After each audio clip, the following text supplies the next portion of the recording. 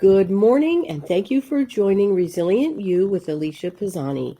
Each week, we bring guests on the show to talk about their experiences, and this week we have Dr. Yvonne Kaye. Yvonne is a mental health and addiction specialist, also specializing in loss and grief. She was a radio host for 18 years, and I'm so excited, Yvonne, to have you on the show. Thank you. I'm delighted to be here. I love your accent as well. I love it. Yes, I'm a Londoner. Actually, I'm half English, half Irish, but I was raised in London. Okay, wonderful. I've never been, although I'm turning 50 this year, and it's my goal. I want to Oh, you go. must go. Yes, You must across go. the pond. I want to go, Yeah, and there's so many things to see and do and to experience it. I absolutely. I took a DNA test, and I thought I was Irish, Italian, and German. Come to find out, I have English See, somewhere. So that's a message. You have to go back there and yes, go to London and other parts are beautiful. Other parts of exactly. the country. Yes. So Yvonne, I was doing my research, and I noticed that you went through war as a child. Yes. Um, can we hear a little bit about your experience and how that impacted you in your life? Yes, you certainly can. And it certainly did impact me, my life, to this day. What I learned as a child in war, I carry with me today, and it's really affected my choice of profession. For example, grief. I mean, we were bombed out twice, and the people who took us in, who had little more than we did, I remember when I was 8, looking at those people and saying, I want to be like that when I grow up. And I am. My choice of professions are all based in the war. So I was 6 years old when, just before my 6th birthday, when war was declared. And we were all away, and then my whole family left and left me there without a word, not telling me why. So I was there for 6 months and finally went back. And then the government decided that they needed to evacuate the children. And interestingly, they have since apologized to all of us that that was the worst thing they could have done, to send us away from the family. So I was taken to a place called Highbridge in Somerset, and I was there for a short while until I was 8. I made myself appear to be ill, so they sent me back to London.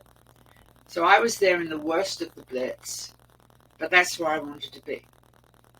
And what really worries me is I'm seeing today history repeating itself. And then I look at the Ukraine, and that's what I went through. But thanks to Churchill, we were not invaded. We were bombed from another country outside, but not inside. If Hitler had crossed the English Channel, I wouldn't be here talking with you. And he decided to go after the Russians, so we were very fortunate that he didn't come in, but it was close. And I speak for children a lot because people think that children don't understand, and they do. They do.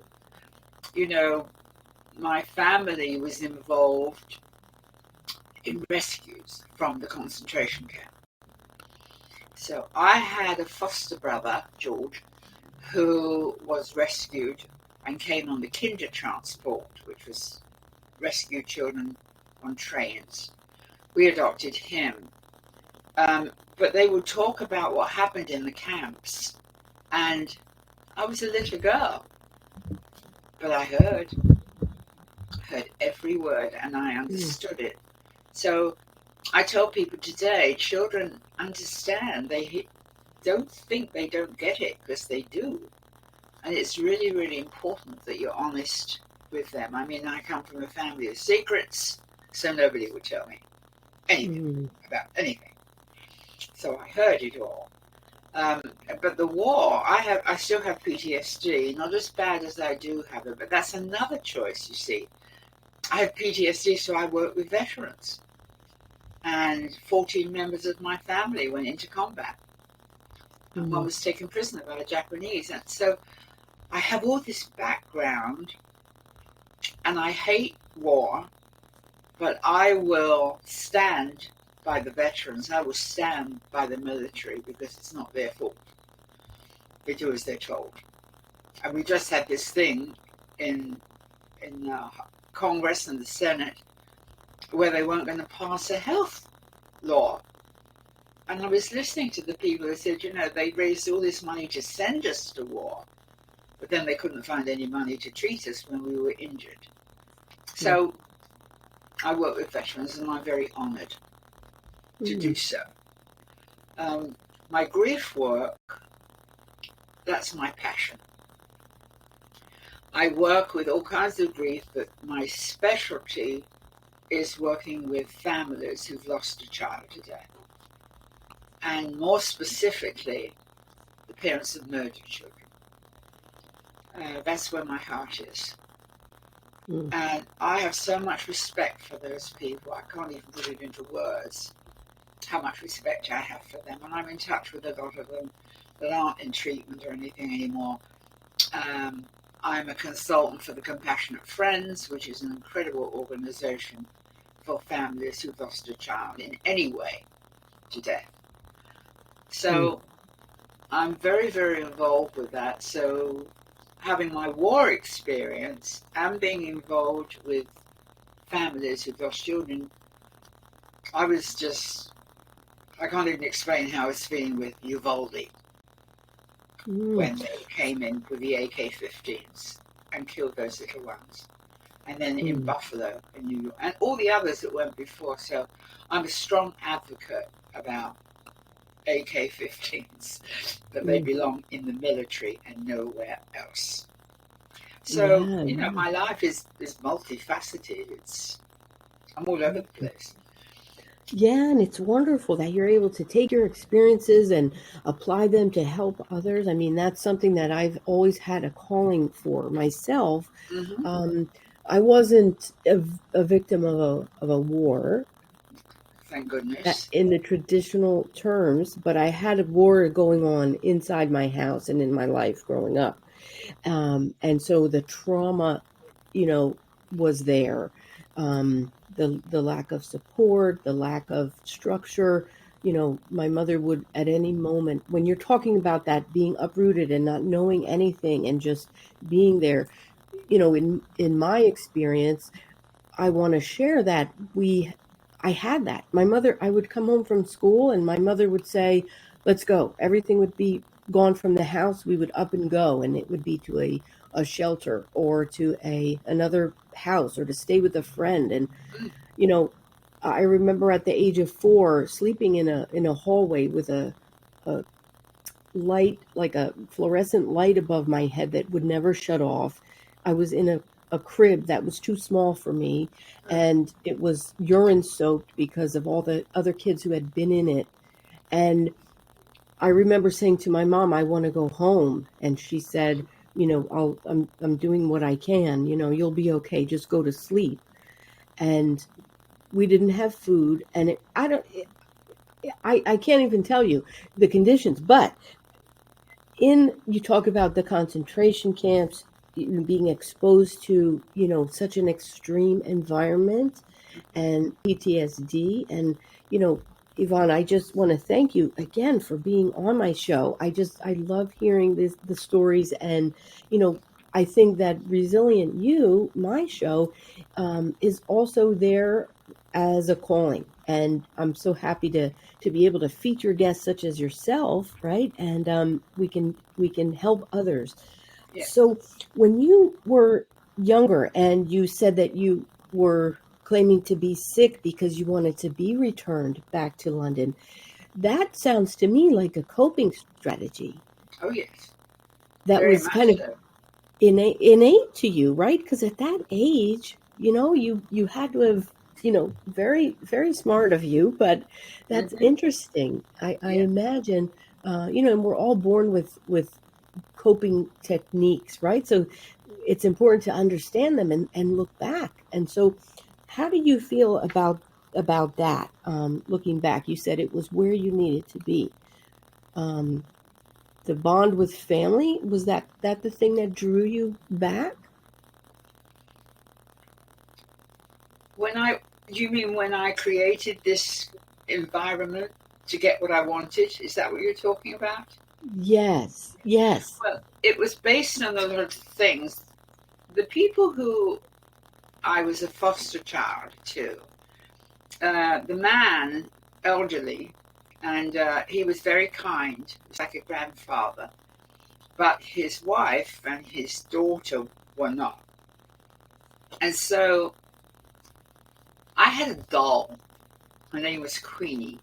And I was allowed to hold her for half an hour every Sunday. And if I did something they didn't like, then I wasn't allowed.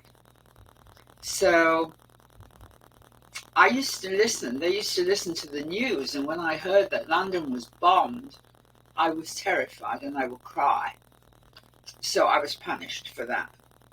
And I wasn't allowed Queenie. And she was my only comfort. So that had a lot to do with me making a decision as a very little girl that I was not going to put up with it anymore. And what the war gave me, some of the gifts it gave me, not that I recommend war to do this, but one of the gifts it gave me was what I call a watch me personality. From a young child, you tell me I can't do something and watch me. And I'm just like that today. I am, to all intents and purposes, elderly. To some people, old. But I'm not aging, I'm ripening. So I don't, and I talk. My son works in a retirement community, and he has me come and talk sometimes. And I say, you don't listen to people who tell you what you can and can't do and what you shouldn't do or should do at your age. If you've got your wits about you and you're healthy, then, people say to me, are you still driving? Really? Yes. So the war gave me things of humor. Also, believe it or not, funny things happen. I have to tell you a story about my aunt, because in those days, there were a lot of GIs there, American troops, and they used to hang around Piccadilly Circus. And they were very kind to us, little children. They would give us sweets and whatever. That saying, "You got any gum, chum," came from us, little children. And my aunt, my favorite aunt, used to date some of them. So one evening, this man took her to the restaurant, and she was wearing a very nice tailored pantsuit. So you go in, and the maitre d' says to her, "I'm sorry, we don't allow women in that wear pants." And she said, "Why? If the man comes in and he doesn't have a tie, you give him a tie. Do you have a skirt for me?" No. So she went and told the man she was with, and they talked about it. And she went back the next time. She went back 3 times altogether to this maitre d'. And he said, "I told you, we do not allow women in with pants." So she dropped them. Right there. She undid them, and they fell down. And she said, "I'm not wearing them." You've never seen she told me, you've never seen a person get a table so fast. So I say to the women, you can thank my aunt that you can wear slacks and you can wear pantsuits now. Because she spoke for you. Oh, wonderful, She was wonderful. hilarious. And that's another thing that's important in my work. I use humor a lot. never laughing at, always laughing with. I work with cancer patients, and I have a thing with them. It's called laughing when nothing seems funny and when it is. So Now that's interesting. Do you have any examples of that? How of you would humor. humor with the cancer patients when Oh, nothing seems funny? That's something that I have not. Thank yeah. God, I guess I haven't yet had that. Uh, Well, it's amazing. I've learned that whether I'm with cancer patients or if I'm volunteering in a prison or um, whatever, in grief also, if I create an environment where people feel safe, they're going to say and tell you stories they wouldn't elsewhere. And I say this because people say really stupid things. Now, stupid is my worst curse word. mm, So when I say something stupid, I'm being very, very rude. mm, And things like if there's a cancer patient and they're with friends or family or whatever, and they laugh, immediately they say, "Oh, you're over it. That's good." mm, They say it to bereaved parents. Bereaved parents have such guilt when they laugh.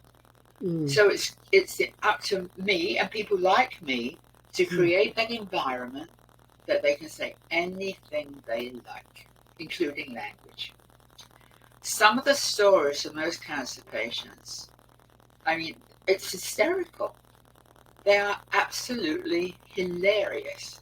They mm, they tell me chemo jokes. Can you believe it? My mm, mm, second husband, my John, he died 7 years ago. He had 3 cancers, and I was his care sharer. That's the word I've created because mm. it's not a one-way thing. For almost 10 years. And he was one of the funniest people that I've known. And these men and women would say things about the position they were in and what we would think of as something so undignified, and they thought hilarious. Mhm. And coming from the people who lived through that makes it authentic. Yeah, And that's amazing. yeah, they tell me, for example, now this is what happens. I'm sure you know this. I feel as if I'm preaching to the choir here. But when someone is diagnosed with cancer, everybody they know tell them what to do. You've got to go to Yes. this doctor. You have to go to this hospital. So they would bring that up in our group, how Mm. infuriating that was. And so one week, this woman was so infuriated by her sister, who kept on about this should. Another word I don't like. Should. And until the woman was just almost homicidal. So she's talking about this, and I said to her, "Why don't you shrink her?" And she said, "What?" I said, "Shrink her. Imagine when she's on to you that she's going smaller, and the voice is getting smaller, and then shove her in your pocket." So she's doing this, and she's shrinking her sister. And then she throws her on the floor and stomps all around the floor. So people were Oh, falling off their chairs. yeah. Yeah.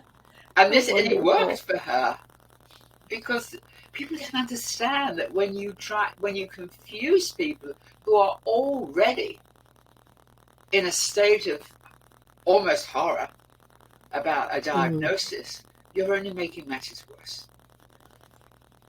They Yeah, do that's not true. want That's true. unwarranted advice. Mm-mm. That's true. That's true. And I imagine when you said that, you create an environment where people can feel safe and, to use humor to diffuse all those intense emotions and feelings that can really have an impact, a greater negative impact on them.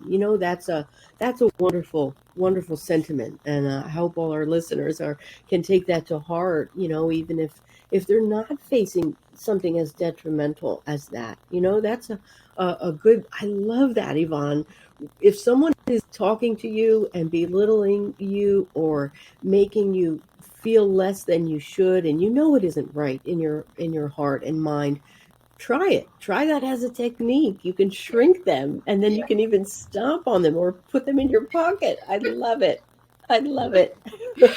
We were always waiting for her to show up to hear what had happened, because it was so funny. Yes, And yes. the other thing is I work, or I have worked with women my entire life. But one of the things that I've done is to work on self-worth and self-esteem, and to know that there are times when they need to speak their truth. For example, I talked about unwanted advice. That is a nightmare for people who are grieving, and cancer patients or anybody that has a serious condition. They don't want to hear that. They want to be with people that they can express themselves without being judged. And that's so I work with self-esteem, and they say to me, they're always giving me advice. And I said, well, could you just smile and say, I don't remember asking for your opinion? And they love that. And they're afraid to do it. But once they do it, they're not being rude. I think people are being offensive when they infiltrate people's grief or fear, whatever it is. Yeah, it's true. And sometimes, those close to us, whether it's our family or our friends, they're the ones who think they can say anything, or they think they have more of a right to give them instruction or help, and I'm guilty of this because I have always been a helper. I've always tried to be that mother figure, and I don't know why, but it is off-putting to people. I mean, even in daily life. And so right now I'm on my own journey trying to figure that one out. But it's it's a journey, and as you're talking about your experiences and the different people and situations that you work with, I mean, it's such an inspiration, knowing that you've had experiences of your own, and then you've gone through it, and now you're able to give back. And so I've heard you mention people for with grief, and you've mentioned cancer patients. You've worked in prisons. And it's just so amazing. I hope our listeners, no matter what you're going through now or what you've been through, if you're brave enough to face it, there's people like Yvonne out there who can help. Yvonne has she's well respected by mental health professionals and addiction professionals. And again, I'm sure being a radio host for 18 years in Philadelphia, that was also, very educational, right? Because you're able to have all those experts and all of that, experience that you carry with you. And also, Yvonne, I know you have a podcast. I want to take this moment just to mention you have a podcast, and I saw you Yes. had 3 seasons of it. It's called How the Hell Did I Get Here from There? Did I get that right? They wanted to call it the Dr. Yvonne Kaye Show, and I said, absolutely not. I only have people as guests who are willing to talk about openly whatever, not be afraid, and they've been incredible. But the most important thing is they can be found. Sometimes when you get very well-known people on and they give a marvelous message, but they can't get in touch with them. So every guest I've had, they give out their information, and they can call them, they can email them, whatever. And I think that's important. There's one point I need to make that I think is really, really important when I'm interviewed. And people get the idea that I'm fine. That's my worst F word, four-letter F word, fine. And they need to know that I have days. I'm on a roller coaster. I'm in grief also. So it's a roller coaster. In the Edie talks about this. She says, when you're in a fairground, when you're going to get on the roller coaster, and you're going to get up and down and up and down. Emotionally, you don't. You don't know when you're going to get on. You don't know when it's going to be up. You don't know when it's going to be down. And so when people hear me speak, I feel it's very important for them to know my roller coaster goes down sometimes. There are times I really would rather not get up in the morning. And what I teach is if you wake up and you feel you have a lousy day, then have a lousy day. Because if you fight it, you're going to internalize it and it's going to last. But if you allow yourself, if possible, to pamper yourself for a day and do nothing if you can possibly do that, or read or listen to music or whatever, it's powerful. Otherwise, it just continues. I usually find the next day I'm back to whatever. But if I don't allow myself all my emotions, I'm in trouble. And I know a lot of people, I'm a Brit. And what do we say? Keep smiling, keep your chin up, The stiff upper lip is what we're known for. And I found myself doing that, smiling when I was feeling horrendous. And that didn't help anybody.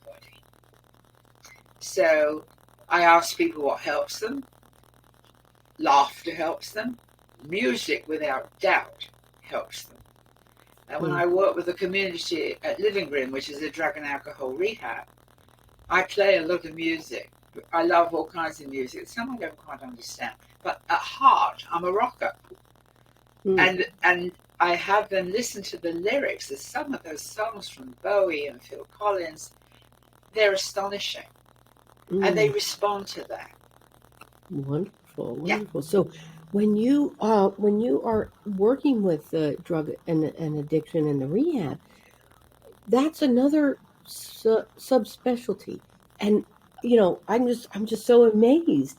I actually I put out a book, Yvonne. I have to mention it. I mention it on every one of my shows. So, Emotional Strength Explained is a self-help workbook that I had put out. It has prompts inside where people can quickly get to the root of whatever it is that they're facing and have a place to focus and know their next steps, what they need to do to improve their situation.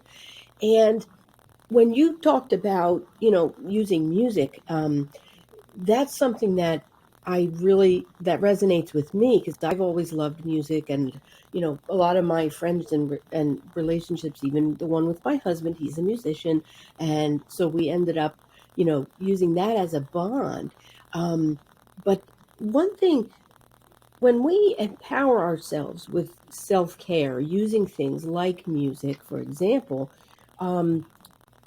it's interesting because I guess where I'm going with this, and I know I'm all over the place in this moment, but it's like the synapses are firing in my brain, So for my book, I'm working on other series, doing some for kids, different age groups. I'm also doing for relationships, people in bad relationships, also drug and alcohol, people supporting those with addiction, right?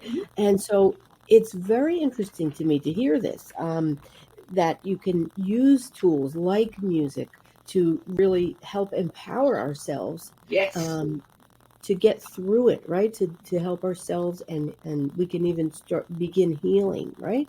Are there any? Hold that book up again. Hold the book up. It's here behind me on the wall, too. So it is.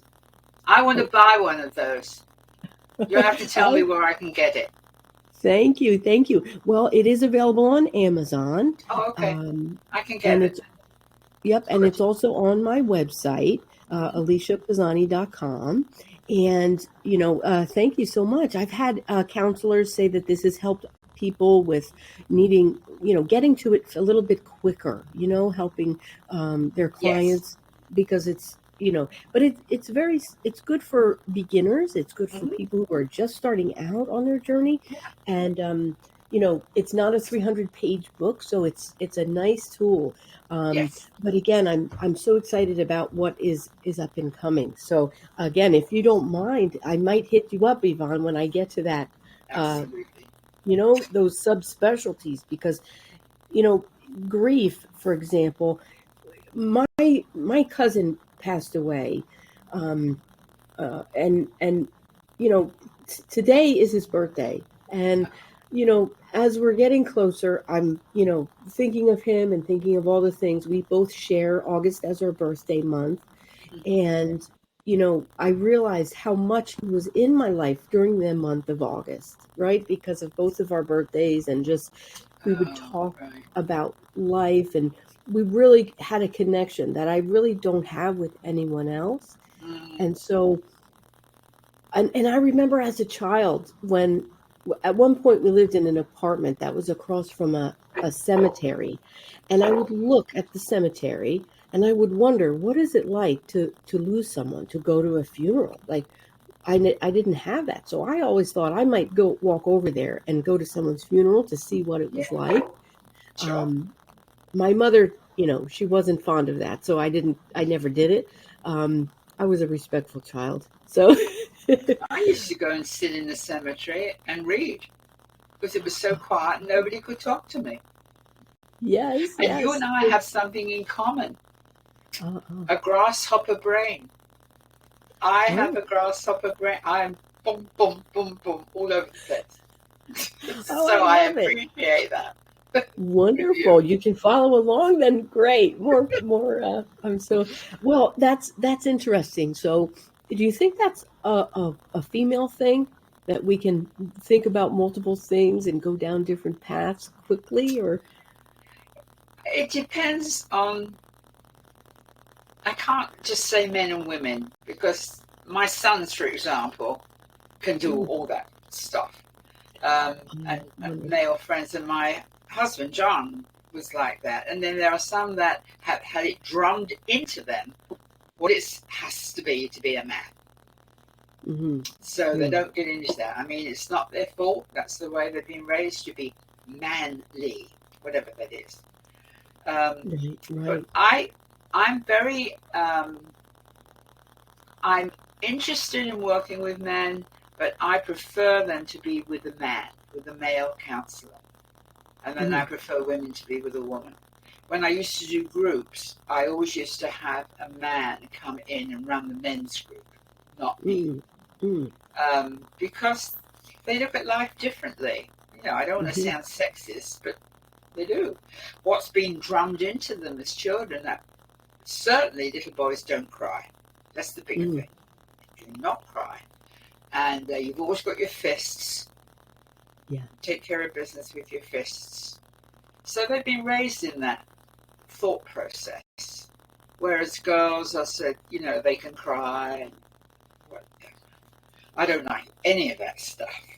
I really Yeah, don't. yeah. And today, it's so different, right? Like, I remember, because I have a boy and a girl, and in my own experience, I remember my son.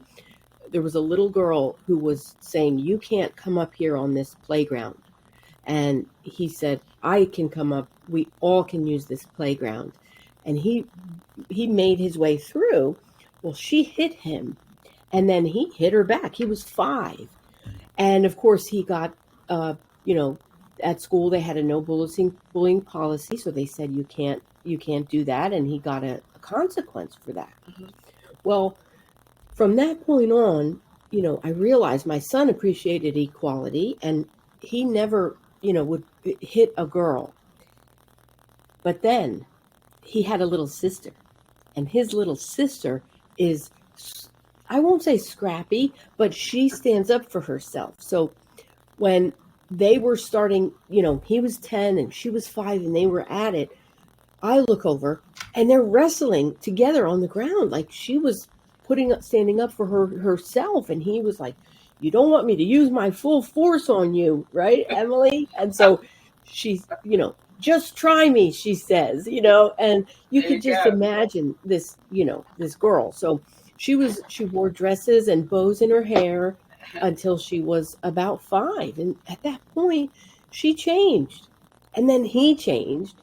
And so, it's just an interesting dynamic to see the experiences that they go Right, through, of course. and different and each person that I work with, because I work with youths also who are, in different situations, whether they have their families or they don't. And, I myself, we have another thing in common. I was a foster child as well. And, it's interesting because I think all of our experiences make us and turn us into who we are. And today it's wonderful to see that the world is changing yet again quickly. That people can really be themselves, and that's something, Yes. as you know counselors or specialists in these areas of trauma. I think that we have to look at things with a different lens, right? Like, we can't just say, okay, uh, you're a male and you don't cry or you don't feel your Right. feelings.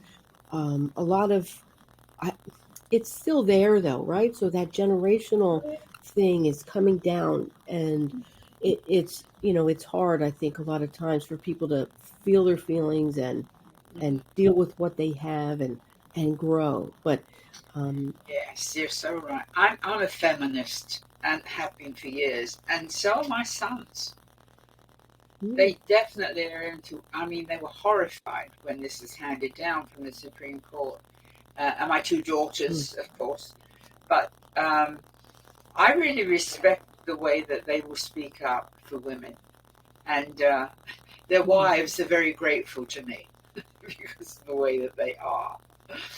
But the other mm, thing, working with the recovering community, I'm in recovery myself. I have 51 years without a drink. And wow. that helps. And the other thing that helps is, Mm, as I say, there's always humor in everything. mm, When I go there and they look, when I first walk in and they don't know me, you can see in their faces, these young people, are, what's this old woman going to tell us? Really? So I go, oh, and I let them see all my tattoos. And once they see my tattoos, I've got them right where I want well, them. wonderful. This So is my yeah. this is my husband's memorial arm. This is the Royal Navy and Okay. messages, all the things he believed in. So he was Oh, cremated, so I carry with him with me on my arm. But it helps me in these situations, where people don't know me and they think, I don't know about her. Well, it's yeah. wonders.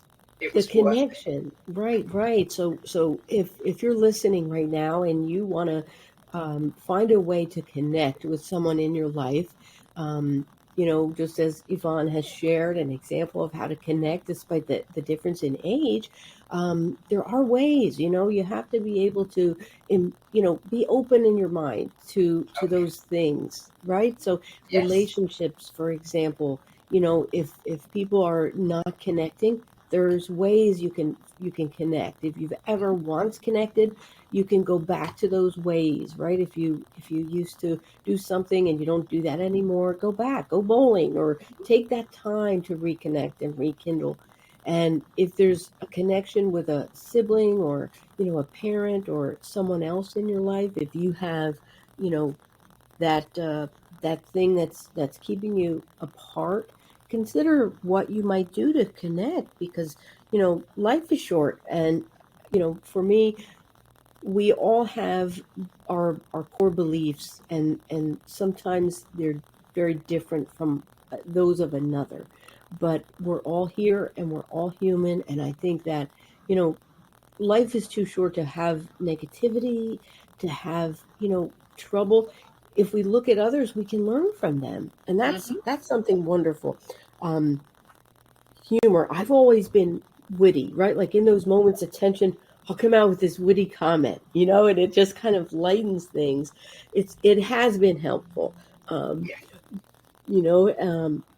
but again, I love what you said about ripening with age.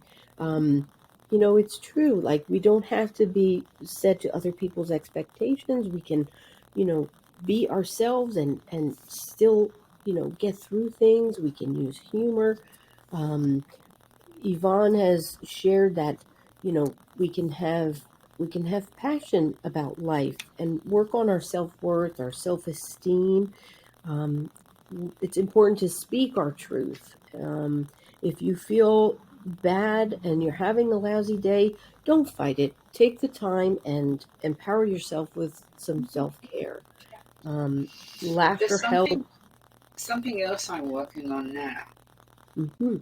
and I'm quite an authority on it, on narcissism. Mm. I was married to my first husband for 25 years, and he was a narcissist. And Mm. not as bad as some that we see these days, politically. Um, but I remember coming to this country because I was a codependent. I didn't think. I just did as I went, and it was a horror story for me for what happened. I won't go into it. But I feel that people need to understand narcissism because they really don't. And not only women, men put up with narcissistic relationships. So I like to explain what they are. Like a narcissist is never wrong. They'll twist your words, and even if they have been the offensive one, you will end up apologizing to them.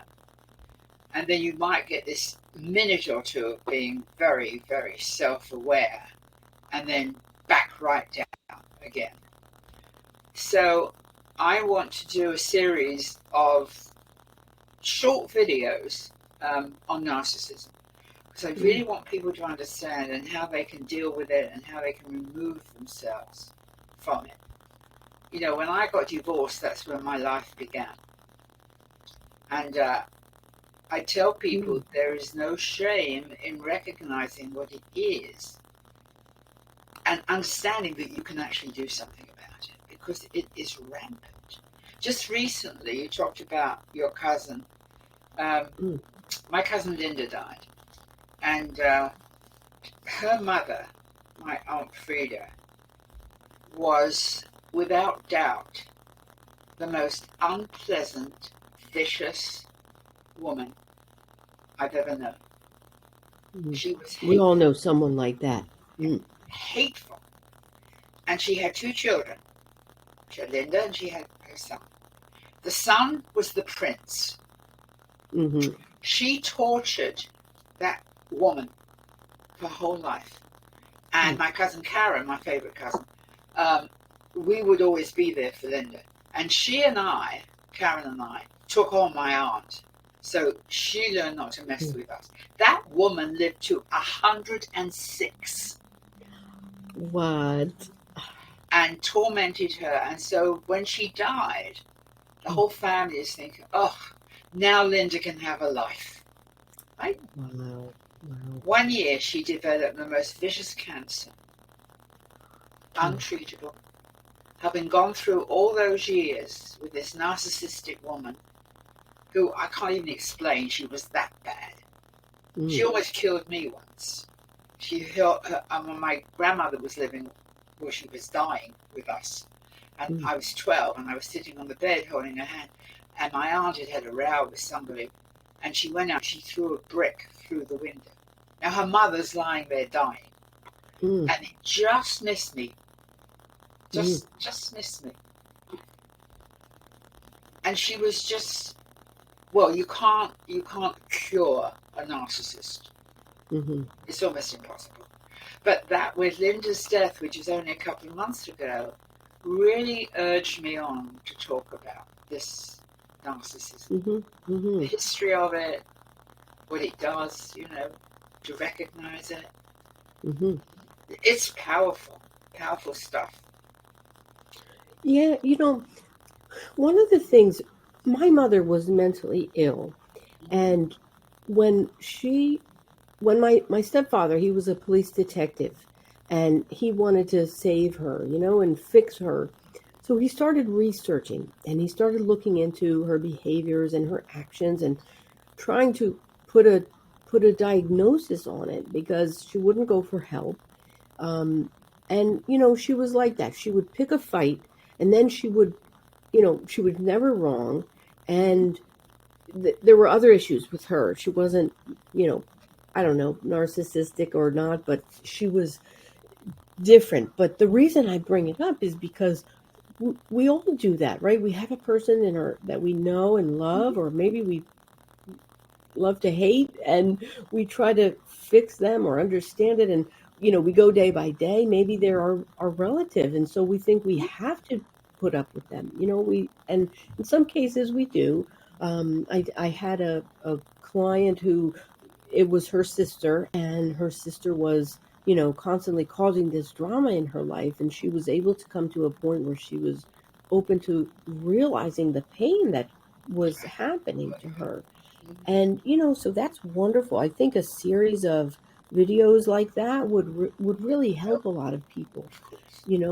It's because when you're in it, you're so close that you can't realize, maybe what's happening. So one of the things in my book is to define boundaries, and Yes. understand Very important.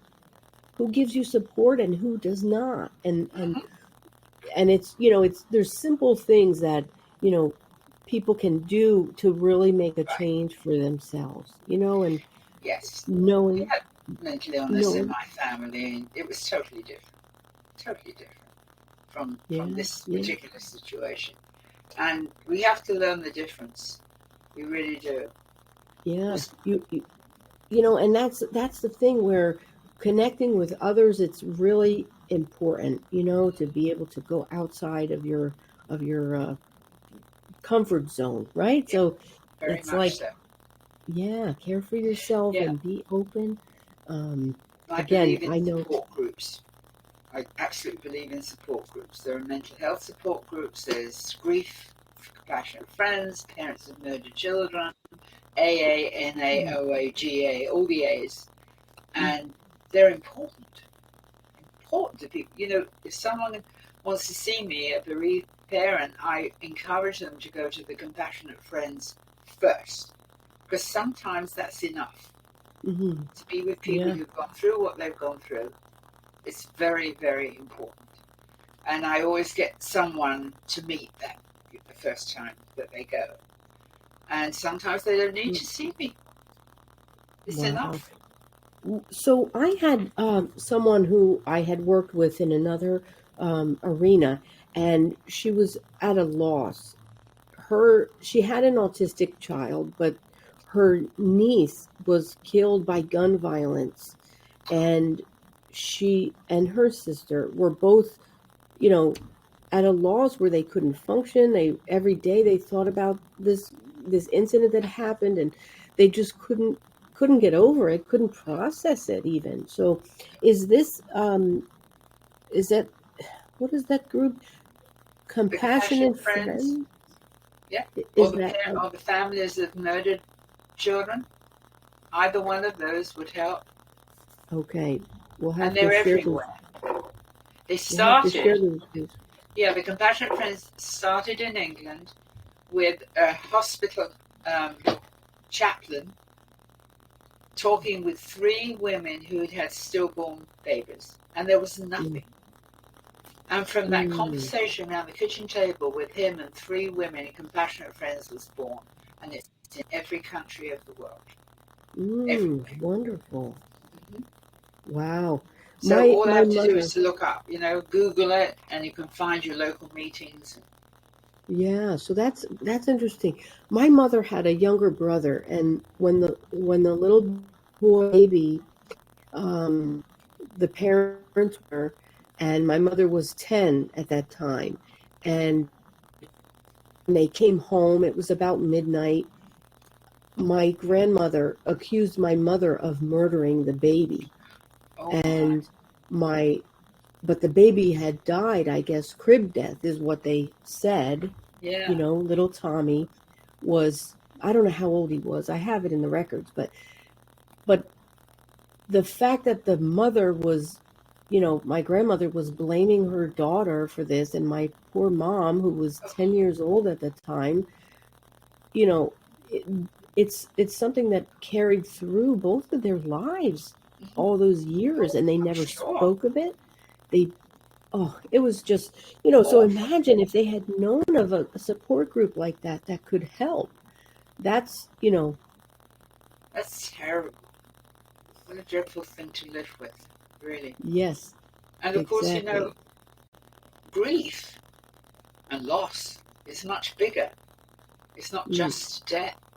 It's enormous. People who are on their own after divorce, or people who have lost their jobs and can't get another job, that lose their home. I mean, this is enormous. When I used to teach graduate studies in grief, and I would ask them to brainstorm the word grief, and it was always death. And then I said, well, let's brainstorm loss. And it was enormous. I mean, even cancer patients losing their hair. That's loss. Hair, eyebrows. It's a vast subject. I can talk about it for hours because it's so important. Yeah, that's true. That's true.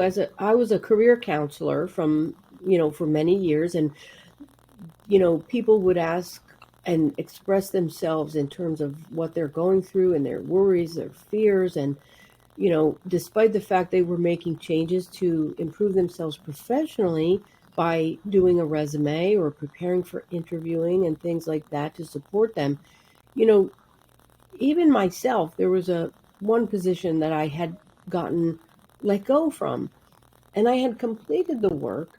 I had done, in 3 months what people hadn't been able to do, and I never understood it, which later I learned that position was maybe only meant to be temporary, because my next position was far greater and I added more value. Even some of what I had done at that job was able to be used in the new one. So there's stepping stones, and what we go through, we may not understand it at the time, but losing something might open a door. It might give you something else, even if it's a skill or a trait to help someone else. That's something that I often, share with people, that if they want to take what they had gone through and just focus on the negative, they're not going to have a good life, a good experience, right? They can make a choice to use it to their advantage. And of course, it takes time. I mean, grief sometimes can dabble and dribble into everything, right? It's so Of encompassing, or course. it pops up when you least expect it, right? So Yeah. Well, yeah, I yeah. say that with what I call care sharers. I said I was care sharer for 10 years for John. And I always say to people who are grieving, I was prepared for his death, but I was not prepared for life without him. And I never will be, ever. And people need to understand that. So there are good days, bad days. I also recommend that people get mentors if they're in trouble.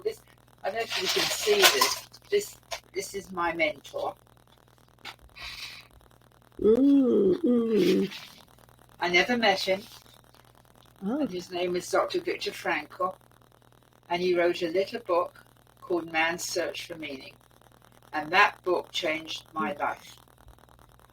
And he said in this little book, people make conscious decisions on the way they feel. And I didn't know that. Oh. And he wrote that in Auschwitz. He was a prisoner. First of all in Buchenwald, then in Auschwitz. And he could write something like that. So I was very homesick when I first came here, dangerously homesick. And reading that little book, under pressure, I didn't want to read it, absolutely changed my vision completely. He sold millions and millions. And over 15 minutes, I was able to talk with him on the phone, highlight of my life.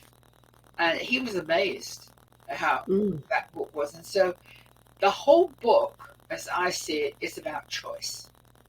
And the little story that I love is my favorite. He was in Auschwitz and he was laying railroad tracks, and it was bitterly cold, and he had no gloves and his shoes had holes in. And when you work with iron or steel in the cold, your skin sticks to it. And so he was just beside himself, and suddenly a little bird flew down, a little brown bird, landed on the track, Mm. looked up with her big brown eyes, and he chose to believe that was the soul and spirit of his wife. He could have said that's just a bird, but he didn't. And that little story taught me about choice. So to get back to your book about emotions, it's a choice how you feel when you get up in the morning, and you can change it or not change it that day. So it's very important. I carry that little book around with me. It's falling apart. I got it in 1968. And whenever I got upset, because I'm very passionate about things I believe in, and I get very upset about something, and John would say, just say to me, go get the book. That's all he'd say, go get the book. Nice. It's not an easy book to read. It was written in a concentration camp, but it's not the usual concentration camp book. Don't get into it. Got a little bit at the beginning, but the whole idea of the spiritual path he was on in those environments was just astonishing. And when I talk to the recovering community, I talk about him a lot. Sponsors, mentors. It's important to get someone, if possible, that you can really, really trust. Few and far between, but you can find one, and it's important to do so. That's a wonderful story, because some people they have relationships, whether they're fake relationships or real deep relationships, they may not want to open up to others. And to hear that you had your mentor, someone whom you've never met, but it was on the basis of a book and something that they could impart to you through your own experiences. When I was in 7th grade, I read Diary of Anne Frank. And yes. I read it in one day, and I skipped school to read it because I started in the morning, and I said, this is too important. I'm not going to go to school. I'm just going to. So I went to the library instead of school. And first time I ever did anything like that. And I skipped school. And when I confronted my mom that day, I couldn't bear the guilt of lying to her. So I told her the truth. I didn't go to school today. And she was, oh my God, what happened to you? Where were you all day? Are you okay? And I was like, yeah, I'm fine. I went to the library. And she was like, of course, angry and upset with me. And I had a consequence. But, long story short, I was more wanting her to reassure me about that situation and experience, because I had never heard of Hitler and of all that. I never, can you imagine here? How old was I? 11. So, but yeah, yes, I understand. But it's interesting because the impacts that we have, and I guess some of us are more spiritual than others, right? So things hit us harder. We're empaths or whatever it is, right? Sure. But for other people who have gone through things, like I know a few people in recovery right now. I know people who are dealing with divorce. I know people who are out of work, people who are dealing with illnesses. I mean, it's such an interesting world, and to be, alive right now, to me, it's a gift. And if we can help one another, I think that we'll be able to survive what this world is going through right now. Yes. At the start of this interview, you were mentioning, history repeating itself, and Ukraine and Russia and what's going on there. And, I know people who have family members there and who are, just, beside themselves. I wear a bracelet. I wear their bracelet. Oh, wonderful. With a sunflower on it. Yeah. We, and just to see ways that we can help others. And I think if people can find that thing that can ground them, and get them through, it's just a wonderful thing, Yvonne. So many wonderful things. So Yvonne, how can people find you? You have a website? Yeah, the best, it's very simple. It's my name, YvonneKayeWisdom.com. It has all my podcasts on it. It has my phone numbers, my emails, everything, Facebook, everything, stories about me. And it's interesting because it's not that hard to help people, is it? Little things like, for example, a simple thank you. People don't understand. For example, all through COVID, when the people were working in the supermarkets, I would always say to them, thank you for being here. You have such courage. How hard is it? It's so simple. For someone, if they open the door, thank you. People don't understand. They think they're going to this big, big situation. Simple. Thank you for your service. And our own reactions are something to be mindful of. In raising children, it's something I think that parents don't realize. And I guess if you have parents, grandparents, if you have aunts, sisters, brothers to help you, if you have that support, it's a little easier because then they get raised collectively and they have different inputs and different viewpoints and different things. In my situation, I don't have any of that, so it's like it's up to us to raise them. And there was a man who cut me off in driving, right? He cut in front of me, and he beeped at me because he thought I was yielding too long and I didn't proceed quick enough, but I wasn't going to go into the traffic. So my son, who is going to be 15, he's thinking, and I'm always kind of giving him little tips when I'm driving. And he says, Mom, don't let that guy cut you off, and his response was like, that of that fighting mentality, like Sure.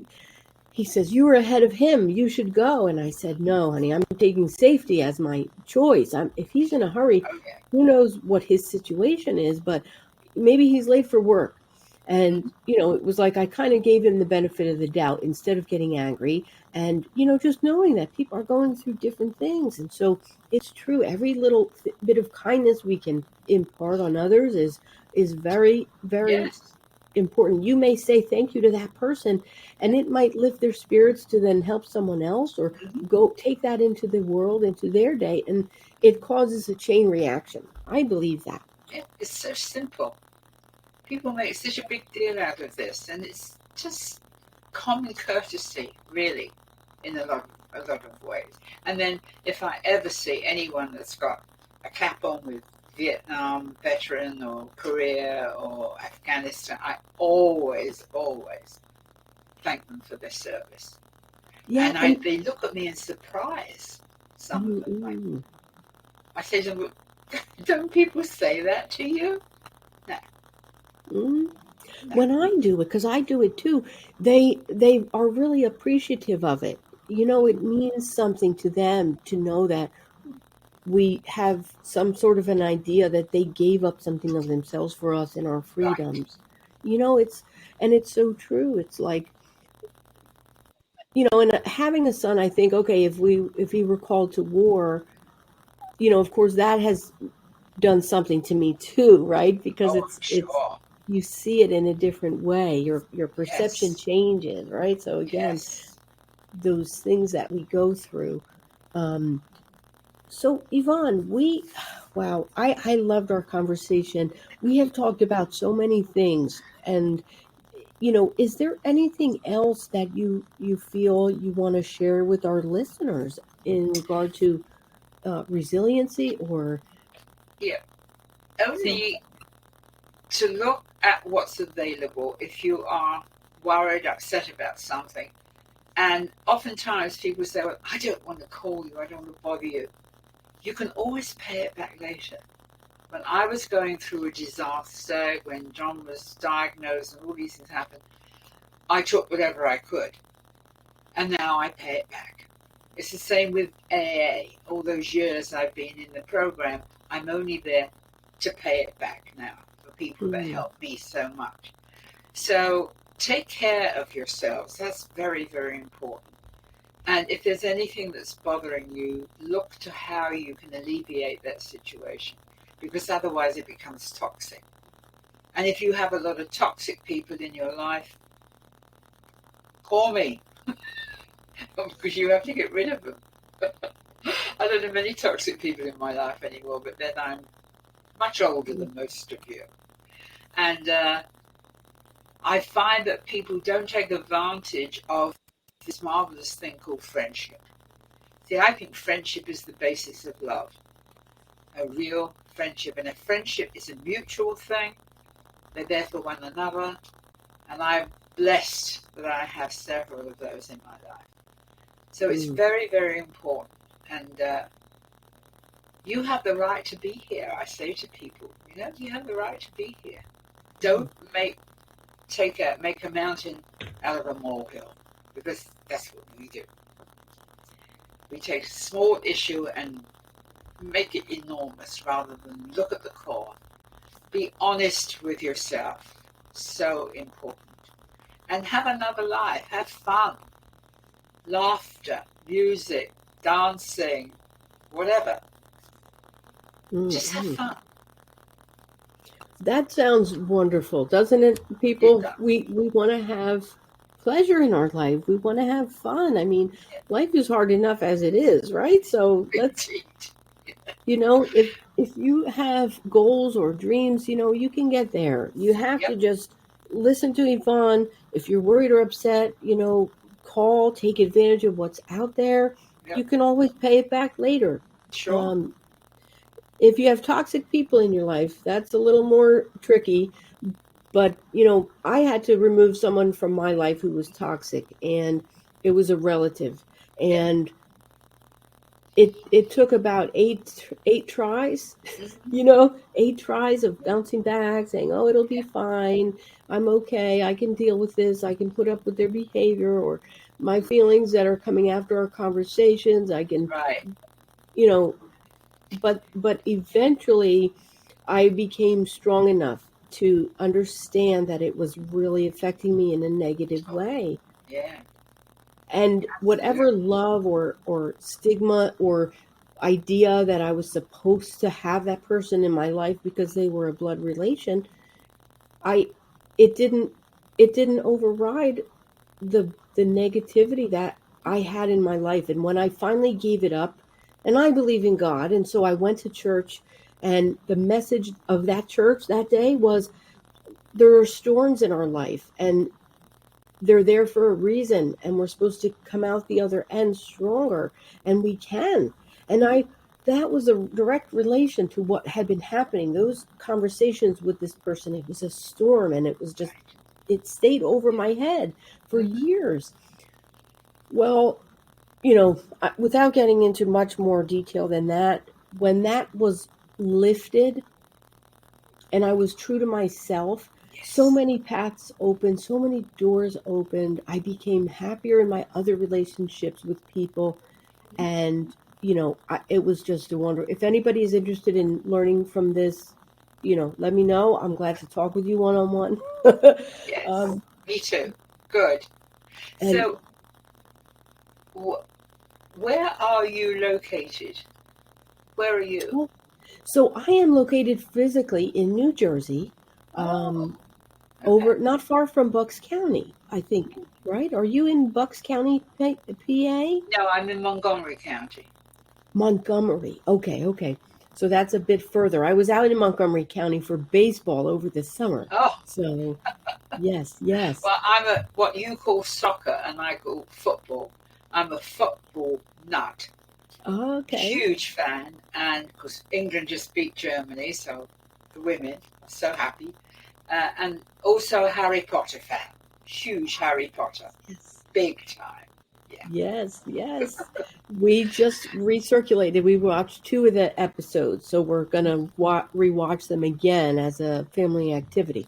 Yes. So but I have a whole shelf of Harry Potter books and CDs and all kinds of things. Wonderful. That's fun for me. Yeah. So thank you so much for inviting me. It's delightful to speak with you.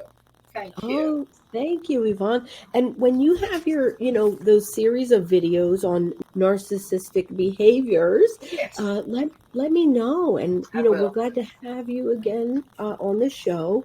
Again, folks, if you're listening, you can reach out, YvonneKayeWisdom.com. She is available. She counsels people with PTSD, with grief, alcohol, addiction, grief, and so many wonderful things, Yvonne. I really can't commend you enough for everything you're doing in the world. Thank you so much. You're so kind. Thank you very much. Thank you.